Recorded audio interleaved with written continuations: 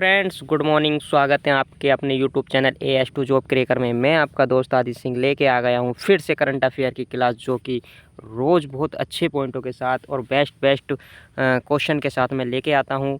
तो दोस्तों, उम्मीद करता हूँ अभी आप सभी स्वस्थ होंगे और अपनी पढ़ाई भी सुचारू रूप से कर रहे होंगे।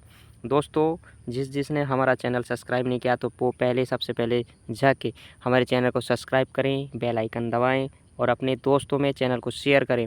और जो भी दोस्त हमारा या हमारे चैनल पर पहली बार आया, कम से कम दोस्तों, कम से कम 5 या 6 दिन आप रेगुलर तरीके से हमारी क्लासें लें और आपको कंटेंट अच्छा लगे तो अपने दोस्तों के साथ और ख़ुद भी अपने परिवार के साथ जो भी पढ़ते हों आपके संबंध में, और उन्हें उनके साथ शेयर करें, उनसे सब्सक्राइब कराएं और साथ साथ नोट्स बनाते चलें।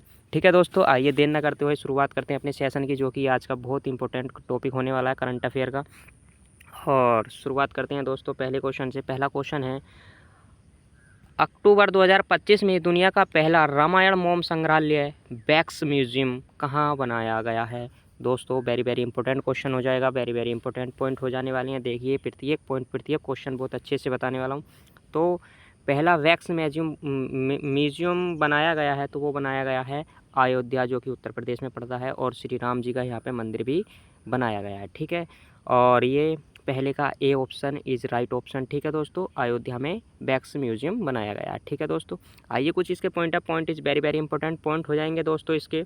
अयोध्या में, देखिए दोस्तों, अयोध्या में दुनिया का पहला रामायण थीम वाला वैक्स म्यूजियम खुला है। ठीक है दोस्तों, यह संग्रहालय 9,850 वर्ग फुट में फैला है और इसमें 50 सजीव मोम मूर्तियाँ हैं। इसे बनाने में 6 करोड़ का खर्च आया है। तथा अगला पॉइंट है, इसे दक्षिण भारतीय वास्तुकला शैली में डिज़ाइन किया गया। देखिए, बहुत अच्छे पॉइंट हैं।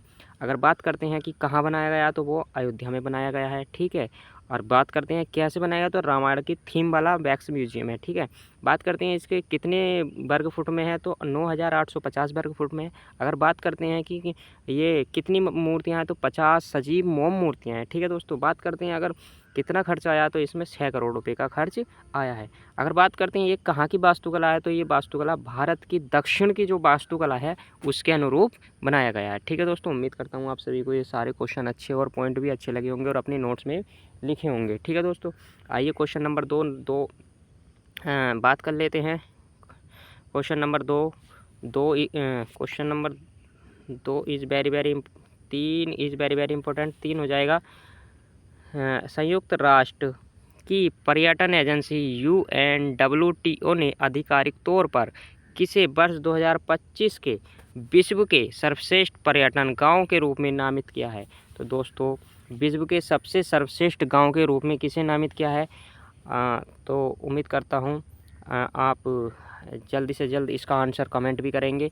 तो दोस्तों, वो नामित क्या है? ब्लेड स्लोवेनिया, यानी कि 3 का C answer is right answer. Bled Slovenia, Slovenia, जो कि 3 का C answer is right answer. ठीक है दोस्तों, उम्मीद करता हूँ आप सभी को ये क्वेश्चन भी अच्छा लगा होगा और अच्छे से अपनी नोटबुक में लिखा होगा। तो आइए दोस्तों, चलते हैं अगले क्वेश्चन के पॉइंटों पर। Point is very important point हो जाएंगे। संयुक्त राष्ट्र की पर्यटक एजेंसी WTO द्वारा अन्य चयनित गांवों में जॉर्डन कोलंबिया का है, जतिलुविही ये इंडोनेशिया का हो जाएगा, कालोपानागियोटिक्स ये साइप्रस का हो जाएगा, लेमेबाम्बा ये पेरू का हो जाएगा, मिंडो इक्वाडोर का हो जाएगा, और मुरा जो कि स्पेन का हो जाएगा। ये कुछ और भी गांव हैं जो कि इसमें शामिल किए गए हैं, लेकिन 2025 का शीर्ष गांव जो है वो ब्लेड और कहाँ का है? स्लोवेनिया का। कहाँ का? स्लोवेनिया का। और स्लोवेनिया के गांव का नाम है ब्लेड। ठीक है, आइए चलते हैं, देख लेते हैं थोड़ा ब्लेड के बारे में। ब्लेड का चयन सतत विकास, ग्रामीण पर्यटन में नवाचार और स्थानीय भागीदारी के वैश्विक मान्यता के तौर पर किया गया। कैसे? वैश्विक मान्यता के तौर पर। ठीक है, बात कर लेते हैं संयुक्त राष्ट्र विश्व पर्यटन संगठन की। तो स्थापना हुई थी 1 नवंबर 1975 को। मुख्यालय हो जाएगा मैड्रिड, स्पेन में। ठीक है दोस्तों, उम्मीद करता हूँ आप सभी को अच्छे से समझ आ गया होगा। आइए चलते हैं question number 4। Question number 4 is very important. Question number 4 हो जाएगा, अक्टूबर 2025 में झारखंड के रांची में आयोजित साउथ एशियन एथलेटिक्स चैम्पियनशिप 2025 का शुभांकर यानी मास्कट कौन है, क्या रखा है? तो शुभांकर क्या रखा है दोस्तों? तो वो रखा है डालमा। डालमा यानी 4 का B option is right option. क्या रखा है? 4 का B option is right option, Dalma रखा है। ठीक है दोस्तों, उम्मीद करता हूँ आप सभी को ये क्वेश्चन भी अच्छा लगा होगा। और पॉइंट अब मैं इसके थोड़े से पॉइंट बता देता हूँ। तो पॉइंट हो जाएंगे साउथ एशिया एथलेटिक्स चैम्पियनशिप 2025। अच्छा, मेज़बानी देश हो जाएगा भारत। भारत तीसरी बार इस बार मेज़बानी कर रहा है। एक पहली बार किया था 1997 में, दूसरी बार 2008 में, और इस बार 2025 में मेज़बानी कर रहा है। कौन कर रहा है? भारत। आयोजन स्थल हो जाएगा रांची, जो कि झारखंड में पड़ता है। और ये कहाँ हो रहा है? बिरसा मुंडा एथलेटिक्स स्टेडियम में। बिरसा मुंडा, देखिए एक आदिवासी समूह था बिरसा मुंडा जी का। ये बहुत ही ज़्यादा बढ़िया व्यक्ति थे। इन्होंने अपनी जनजाति के लिए बहुत बड़ा संग्राम किया था। ठीक है दोस्तों, तो बिरसा मुंडा जी के बारे में अगर कहीं से आगो आपको किताब मिले तो पढ़ना। बहुत अच्छे व्यक्तित्व के विचारशील वाले व्यक्ति थे ये। ठीक है दोस्तों, तिथि की बात करते हैं तो तिथि हो जाएगी 24 से 26 अक्टूबर तक ये चलने वाला है। ठीक है दोस्तों, शुभांकर बात करते हैं। शुभांकर डालमा जंगल की आत्मा, खेल की शक्ति, राज्य के प्रतीक, पशु से प्रेरित। डालमा झारखंड की शक्ति, सौम्यता और खेल भावना का जीवंत प्रतीक है। शामिल देश 6 दक्षिण एशियाई देश, जिसमें भारत हो जाएगा, बांग्लादेश हो जाएगा, भूटान हो जाएगा, नेपाल हो जाएगा, मालदीव हो जाएगा और श्रीलंका। लगभग 300 एथलेटिक्स और 150 तकनीकी अधिकारी भाग लेंगे इसमें। ठीक है दोस्तों, उम्मीद करता हूँ आप सभी को पॉइंट अच्छे लगे होंगे। आइए चलते हैं question number 5। Question number 5 is very very important. Question number 5 होगा WDMMA global air power index 2025 के अनुसार चीन को पछाड़कर किस देश की वायुसेना दुनिया की तीसरी सबसे शक्तिशाली वायुसेना बन गई है? देखिए दोस्तों, ग्लोबल एयर पावर इंडेक्स में जो तीसरे नंबर की वायुसेना बनी है, तो वो कौन बनी है और किसे पछाड़ा है? तो वो मैं बताने वाला हूँ। तो वो बनी है भाई साहब, B option is right option, Bharat. Bharat की वायुसेना विश्व की तीसरी वायुसेना बन गई है। ठीक है दोस्तों, ये बहुत ही अच्छी बात है। ठीक है दोस्तों, आइए चलते हैं, इसके थोड़े से पॉइंट है। Point is very very important. Point हो जाएंगे ग्लोबल एयर फोर्स रैंकिंग 2025 जारी किसने की है दोस्तों? वर्ल्ड जारी करने वाला है world directory of modern military aircraft, जिसे शॉर्ट फॉर्म में कहते हैं WDMMA। ठीक है, भारत की वायुसेना के पास 2229 विमान हैं, जबकि चीन के पास 3309 विमान हैं। ठीक है दोस्तों, हालांकि भारत की वायुसेना की तकनीकी क्षमता और परिचालन क्षमता चीन से अधिक मानी गई है, जिसके कारण भारत को तीसरा स्थान मिला है। भाई साहब, चीन के पास भले ही विमान ज़्यादा हैं, मगर यहाँ की भारत की जो तकनीकी क्षमता है और परिचालन क्षमता है, वो सबसे ज़्यादा मानी गई है। ठीक है, वो चीन से भी ज़्यादा मानी गई है। अगर बात करते हैं रैंकिंग के शीर्ष 5 देश, तो रैंकिंग में है USA, यानी USA जो कि अमेरिका है। ठीक है, दूसरे में रूस, तीसरे में भारत, चौथे में चीन और 5वें में दक्षिण कोरिया। देखिए, पांचों देश की रैंकिंग आपके सामने है। अच्छा, बात कर लेते हैं WDMMA रैंकिंग में 103 देशों और 129 वायुसेनाएँ शामिल हैं। कितने? 103 देश हैं और 129 वायुसेनाएँ शामिल हैं। भारतीय वायुसेना की 12 रेटिंग TBR 69.4 है। कितनी है भारत की वायुसेना की rating? 69.4। Global fire power index 2025 में भारत की कुल वायुसेना क्षमता को चौथे स्थान पर रखा है। ठीक है, कितने स्थान पर रखा है? चौथे पे। ठीक है दोस्तों, उम्मीद करता हूँ ये पॉइंट भी आपको बहुत अच्छे से समझ आ गया होगा। आइए चलते हैं क्वेश्चन नंबर 6। क्वेश्चन नंबर 6 हो जाएगा अक्टूबर 2025 में कर्मचारी भविष्य निधि, जिसे EPFO के लिए विश्वास योजना का शुभारंभ किसने किया है? तो दोस्तों, EPFO का शुभारंभ किया है डॉक्टर मनसुख मंडाविया जी ने। किसने किया है? डॉक्टर मनसुख मंडाविया जी ने, यानी कि 6 का C answer is right answer. ठीक है दोस्तों, आइए पढ़ लेते हैं इसके थोड़े से point is very very important. Point हो जाएंगे कर्मचारी भविष्य निधि EPFO के लिए विश्वास योजना। ठीक है, शुभारंभ की बात करें तो शुभारंभ हो जाएगा दोस्तों 14 अक्टूबर 2025 को। किसने किया? तो किसने किया दोस्तों? केंद्रीय श्रम एवं रोजगार मंत्री जो हैं हमारे डॉक्टर मनसुख मंडाविया जी ने, उन्होंने इसका शुभारंभ किया है। उद्देश्य क्या है इसका? तो उद्देश्य हो जाएगा दोस्तों कर्मचारी भविष्य निधि एवं विविध प्रावधान अधिनियम EPF एंड एमपी एक्ट के तहत दंडात्मक क्षतिपूर्ति को तर्कसंगत बनाकर मुकदमेबाजी को कम करना। ठीक है दोस्तों, आइए कुछ एक पॉइंट और है। यह योजना ईपीएफओ और नियोक्ता दोनों के कानूनी खर्च को कम करने पर केंद्रित है। किसको कम करने पर केंद्रित है? कानूनी खर्च को। ठीक है दोस्तों, उम्मीद करता हूँ ये पॉइंट भी आपको अच्छे से समझ आ गया होगा।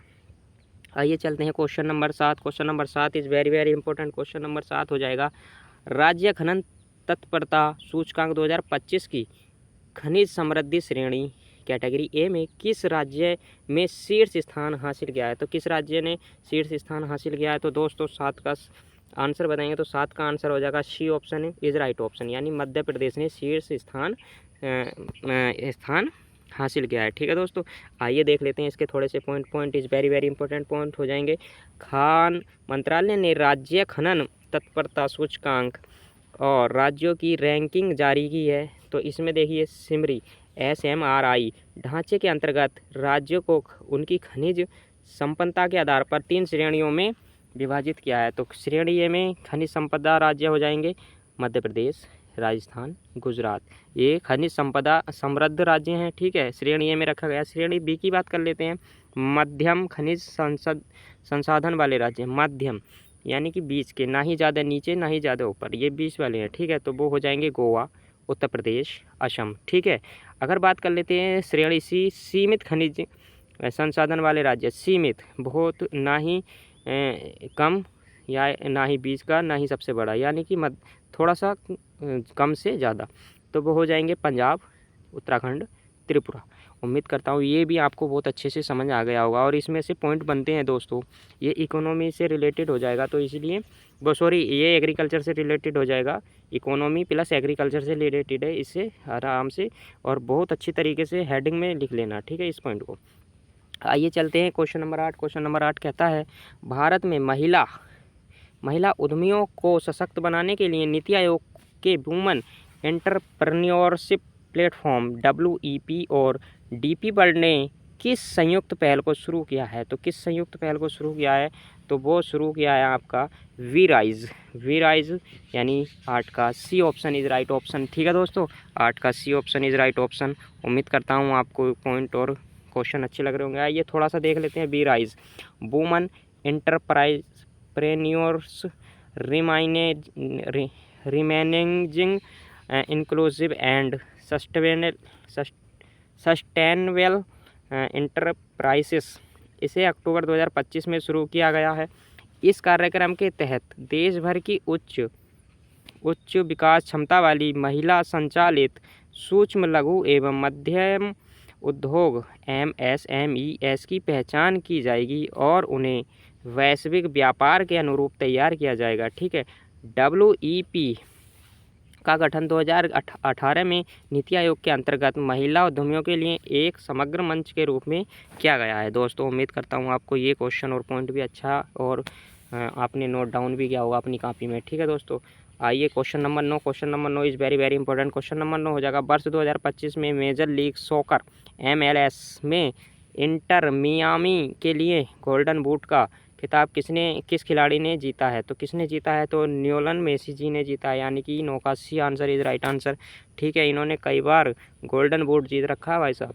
आइए देख लेते हैं, लियोनल मेसी ने MLS 2025 सीजन में 29 गोल करके गोल्डन बूट शीर्ष स्कोर का पुरस्कार जीता है। यह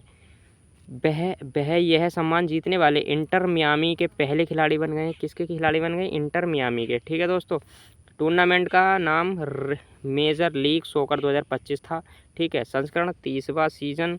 ठीक है, आयोजन करने वाला देश संयुक्त राज्य अमेरिका और कनाडा। संयुक्त राज्य अमेरिका और कनाडा इन्होंने आयोजन किया था इस लीग का। ठीक है, आइए चलते हैं question number 10। Question number 10 is very very important. द्वितीय सामाजिक विश्व शिखर सम्मेलन WSSD2 का आयोजन कहाँ किया जाएगा? तो कहाँ किया जाएगा दोस्तों? तो दोहा कतर में किया जाएगा। 10 का C answer is right answer. 10 का C answer is right answer. उम्मीद करता हूँ ये भी आपको अच्छे से समझ में आ गया होगा। आइए थोड़े से इसके point is very very important point हो जाएंगे। द्वितीय सामाजिक विकास विश्व शिखर सम्मेलन WSSD2 स्थान हो जाएगा दोहा कतर में। तिथि हो जाएगी 4 से 6 नवंबर 2025 2025 को मनाया जाना है। आयोजक स्थल हो जाएगा कतर सरकार, संयुक्त राष्ट्र के आर्थिक एवं सामाजिक मामलों के विभाग DESA के सहयोग से आयोजन करेगा। ठीक है, यह सम्मेलन संयुक्त राष्ट्र महासभा के प्रस्ताव ARES या 78 या 318 के अंतर्गत आयोजित किया जा रहा है और इसका उद्देश्य समावेशी सामाजिक विकास, समानता और सामाजिक न्याय को बढ़ावा देना है। ठीक है दोस्तों, उम्मीद करता हूँ ये पॉइंट भी आपको अच्छी तरीके से याद हो गया होगा। आइए क्वेश्चन नंबर 11। क्वेश्चन नंबर 11 कहता है 125वीं भारतीय football association, Indian football association shield 2025 किस टीम ने जीती है? तो किस टीम ने जीती है? तो मोहन बागान सुपर जायंट, यानी D option is right option. 11 का D option is right option. ठीक है, तो वो मोहन बागान सुपर जायंट ने जीती है। अगर बात कर लेते हैं इसके थोड़े पॉइंटों की, point is very very important और पॉइंट हो जाएंगे। 125वीं भारतीय football association IFA shield 2025 final match, ठीक है, फाइनल मैच में है। ठीक है, ये तो विजेता हो जाएगा मोहन बागान, जो कि सुपर जायंट MBSG इसकी शॉर्ट फॉर्म हो जाएगी। उप विजेता हो जाएगा ईस्ट बंगाल FNC। ठीक है, अच्छा परिणाम देखेंगे तो मैच में 1-1 से ड्रा रहने के बाद मोहन बागान ने पेनल्टी शूट में 5-4 से जीत दर्ज की, यानी कि ड्रा हो गया था पर पेनल्टी शूट में मोहन बागान ने इसको जीत लिया था। इस जीत के साथ मोहन बागान ने 22 साल के लंबे अंतराल के बाद यह खिताब जीता और यह उनका 21वां IFA शील्ड खिताब था, यानी कि 22 साल बाद जीता है दोस्तों। बट उन्होंने 21 बार ये खिताब जीता, इससे पहले 20 बार जीत चुके थे। ठीक है, फाइनल मैच की बात करते हैं। विवेकानंद युवा भारती किरंगन कोलकाता में हुआ था। ठीक है, विवेकानंद युवा भारती किरंगन कोलकाता में इसका आयोजन हुआ था। ठीक है, उम्मीद करता हूँ सारे आपको सारे क्वेश्चन अच्छे लगे होंगे और आपके पॉइंट भी अच्छे लगे होंगे। तो क्लास को लाइक करें, शेयर करें, सब्सक्राइब करें। ठीक है दोस्तों, जय हिंद, जय भारत।